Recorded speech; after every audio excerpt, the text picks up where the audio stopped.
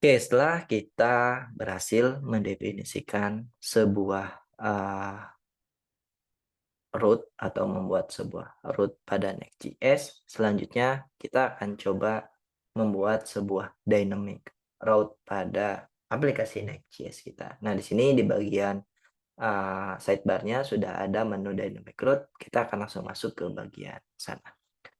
Nah, jadi untuk membuat sebuah dynamic route pada Next.js, kita sesimpel membuat sebuah nama foldernya yang dibungkus oleh square bracket atau kurung otak, teman-teman. Misalnya di sini terserah teman-teman nanti namanya apa, bisa misalkan eee, /id atau /lab dan lain-lain.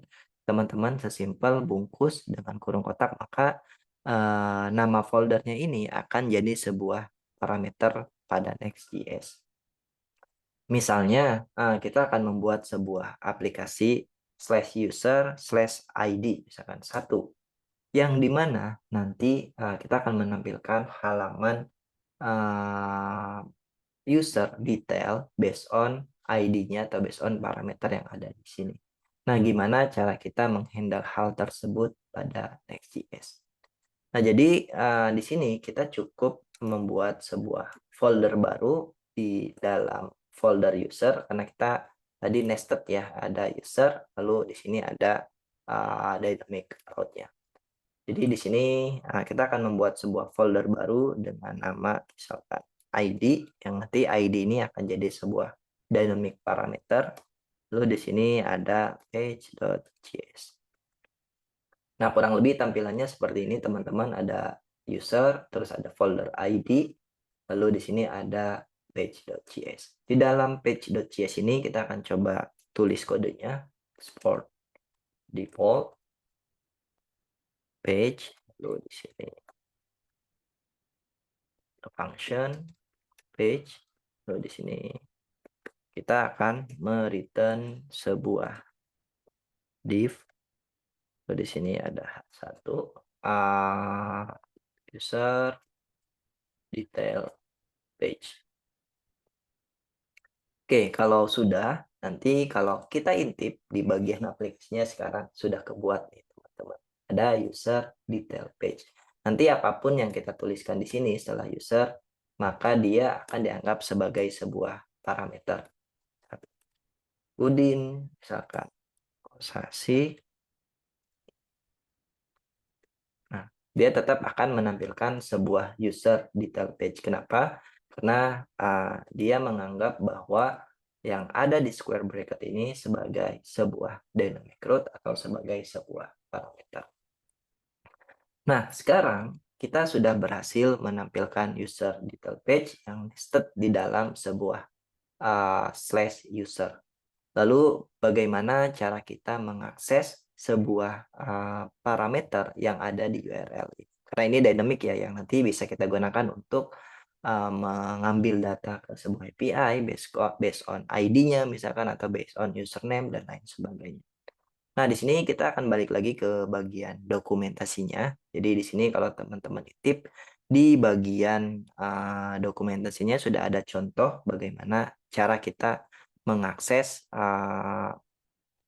parameternya. Jadi di sini di bagian props-nya itu ada props yang bernama params. Kita akan coba lakukan console log terlebih dahulu. Oke, di sini berarti by default dia ada props params. Lalu di sini kita akan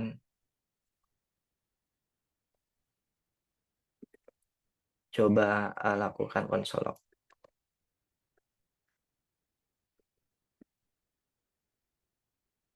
Ini params. Oke, kalau sudah di sini teman-teman bisa lihat di bagian sininya mungkin saya bagi dua.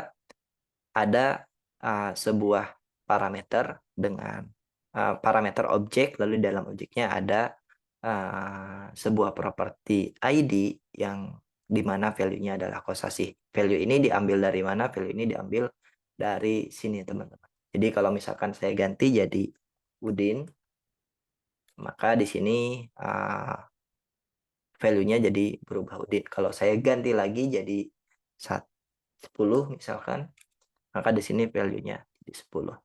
1 atau 10 ya. Terus kalau misalnya teman-teman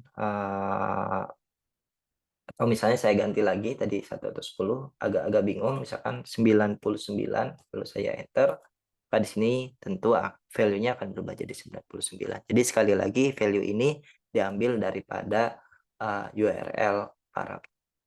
Nah, kalau teman-teman tanya lagi, terus ID ini datangnya dari mana? ID ini datangnya dari uh, foldering yang sudah kita buat tadi, teman-teman. Jadi di sini kalau teman-teman intip bahwa kita sudah membuat sebuah dynamic root dengan nama ID, maka di sini by default ya propertinya adalah ID atau parameternya ID. Kalau misalnya nanti teman-teman, bukan ID nih dynamic paramnya tapi slug, maka nanti di sini propertinya akan bernama slug. Oke, kalau gitu sekarang kita akan coba tampilkan, kita udah intip ya, value-nya datang dari situ. Misalkan di sini kita pakai h2, di sini params, di sini kita akan langsung params.id. Di sini kalau kita lihat di bagian aplikasinya, kita sudah melihat ada user detail page, lalu di sini params-nya 99. Ini kita besar dulu. Terus kalau saya ganti params-nya Udin, maka di sini akan ganti jadi Udin, teman-teman. Gitu. Nah, jadi itu dia cara kita membuat sebuah dynamic route pada Next.js. Jadi saya recap sekali lagi, teman-teman cukup membuat sebuah foldering pada aplikasi teman-teman, dan di sini kalau sifatnya dynamic, teman-teman cukup bungkus dia dengan kurung kotak atau square bracket, lalu teman-teman ya buat saja page.js-nya dan lakukan coding di page.js tersebut. Nanti si Slack ini akan jadi sebuah dynamic param yang kita bisa akses pada props params.